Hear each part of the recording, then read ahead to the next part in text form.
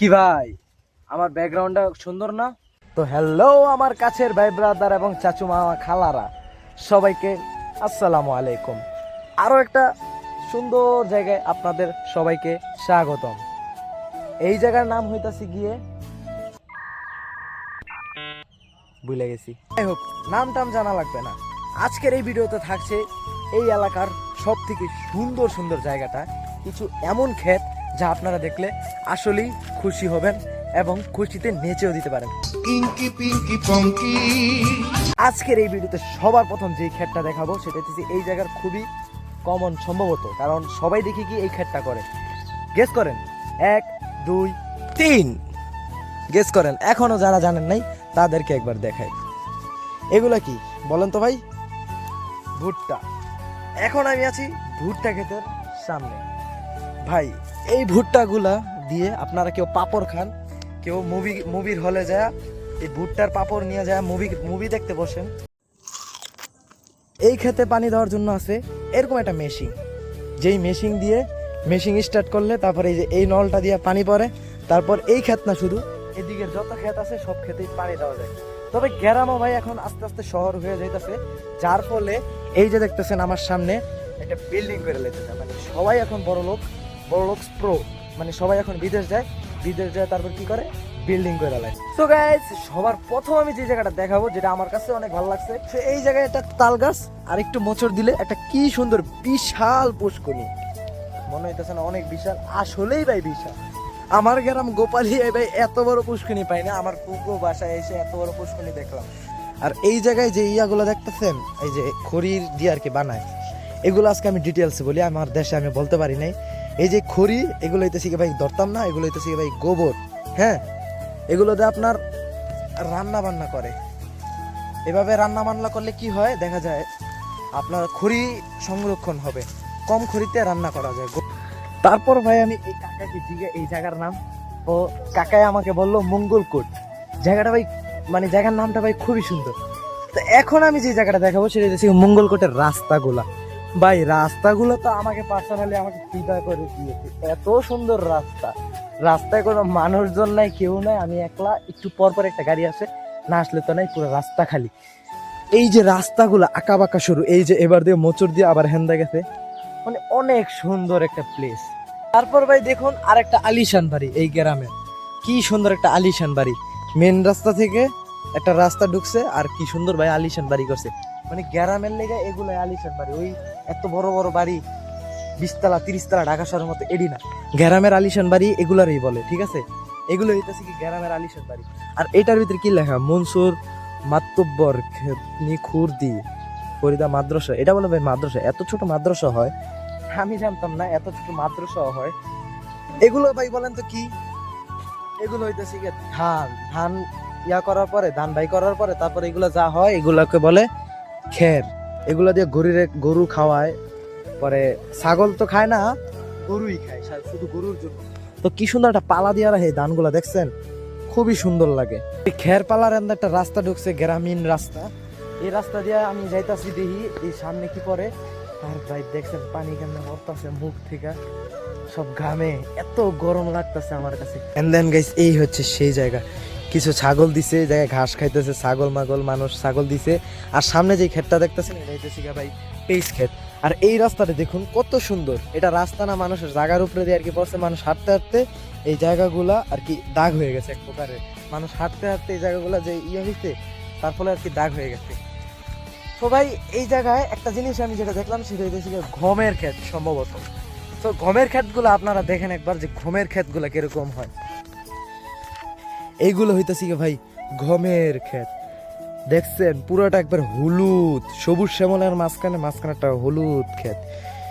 এটা কেমনে হয় রে ভাই? এগুলো তো বলে গম বাইরে, আই ডোন্ট নো। দেখি যা একটা চাচার জিগাই যে গমের ক্ষেত কিনা, শিওর হই, উল্টা পাল্টা ভিডিও বানাইলে হবে না। কাকা এটা কি গম ক্ষেত? হ্যাঁ, এটা গম ক্ষেত, শিওর হইলাম। এই দেখেন একবার গম ক্ষেত, গম ক্ষেতের মাঝখানে একবারে ঠিক মাঝখানে একটা তাল গাছ উঠছে। মানে ক্ষেতের মাঝখানে তাল গাছ পড়ছে, এগুলো দেখতে ভাই অনেক সুন্দর। কিন্তু ভাই সামনে অনেক বড় একটা ঘন জঙ্গল আমার কাছে মনে হইতেছে। কি ভাই যাবো নাকি? একবার যাই দেখি।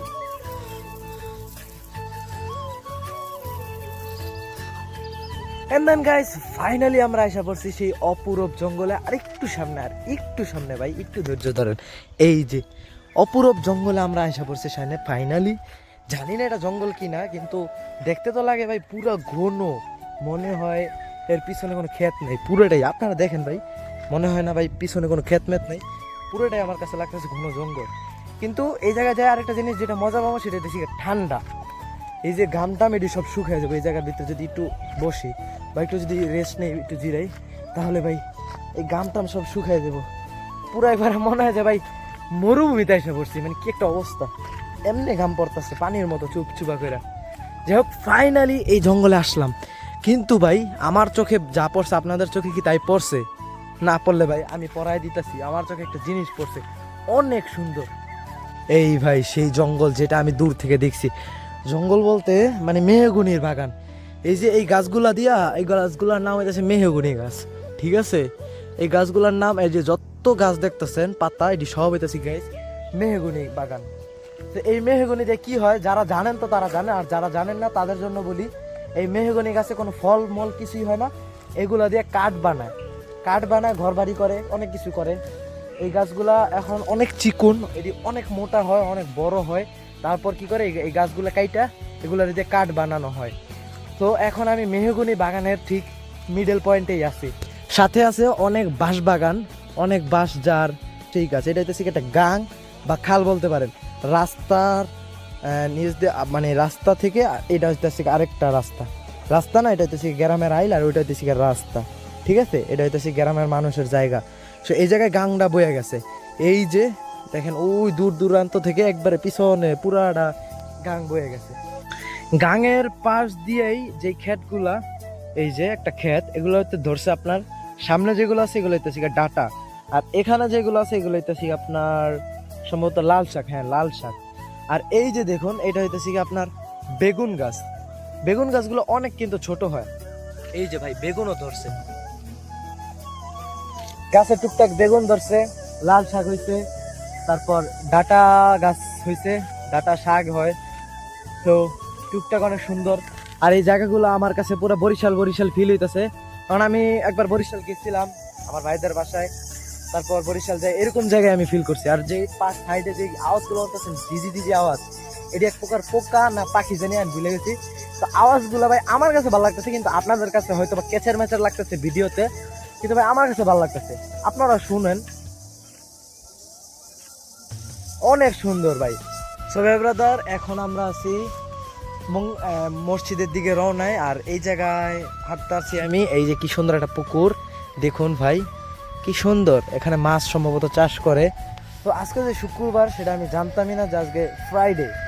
কি সুন্দর একটা দিনে কি সুন্দর জায়গায় ঘুরতে এসেছি, আমি জানতামও না, হঠাৎ করে মনে পড়লো। আরেকটা সুন্দর জায়গা দেখাই, মঙ্গলকোটের এই জায়গাটা অপরূপ সুন্দর, অপরূপ মানে অপরূপ।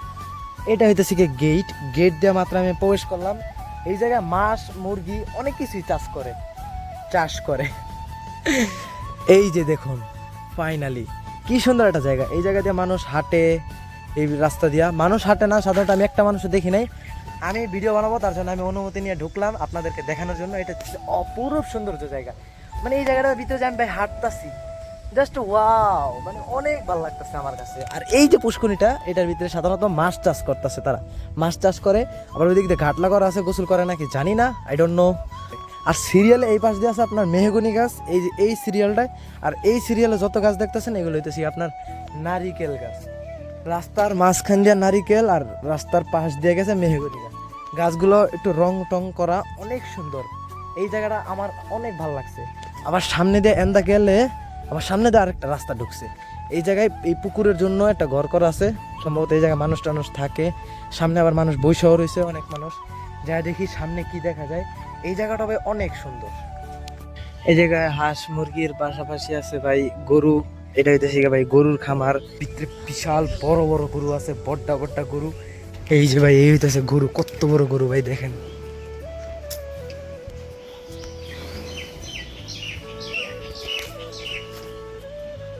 দেন ভাই এই রাস্তা দিয়ে হাঁটা ধরলাম, দেখি এই রাস্তার সামনে কি আছে। আমার চোখে তো একটা নার্সারি লাগতেছে, গাছপালা দিয়া ঢাকা। সম্ভবত আমার কাছে নার্সারি লাগতেছে, কিন্তু নার্সারি না, মানে বেচার গাছ না, মানে নার্সারির মতো অনেক গাছপালা আর কি তারা এখানে করে রাখছে।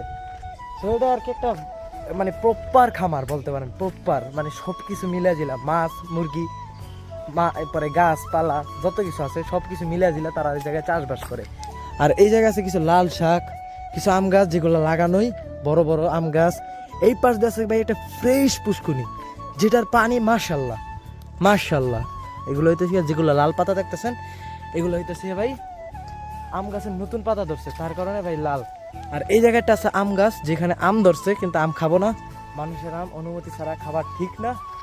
আর এই জায়গার যে আমি যে পুষ্করিটার কথা বলছি, মাশাল্লাহ ভাই মাশাল্লাহ, এই দেখুন কি সুন্দর পুষ্করিণী। পানির কালারটা কি, পুরা পানির কালারটা দেখেন, পুরো ফ্রেশ পানি দেখছেন, পুরো একবারে ভাই ফ্রেশ পানি। আর এই জায়গার ভিতরে আমি বসে আসছি এখন। এই জায়গাটাতে এত সুন্দর বাতাস আইতাছে না, বাতাসটা আমার অনেক ভালো লাগতেছে। ঘাম টাম যা আছে সব ভাই শুকাই দিতেছে। আজকের ভিডিওটা হয়তো বা 10 মিনিট বা 11 মিনিট বা 12 মিনিটও হতে পারে, একটু বড়ই হতে পারে, কিন্তু ভিডিওটা দেখলে অনেক ভালো লাগবে আপনাদের কাছেও, কারণ জায়গাটাই ভাই ভালো লাগার মতো।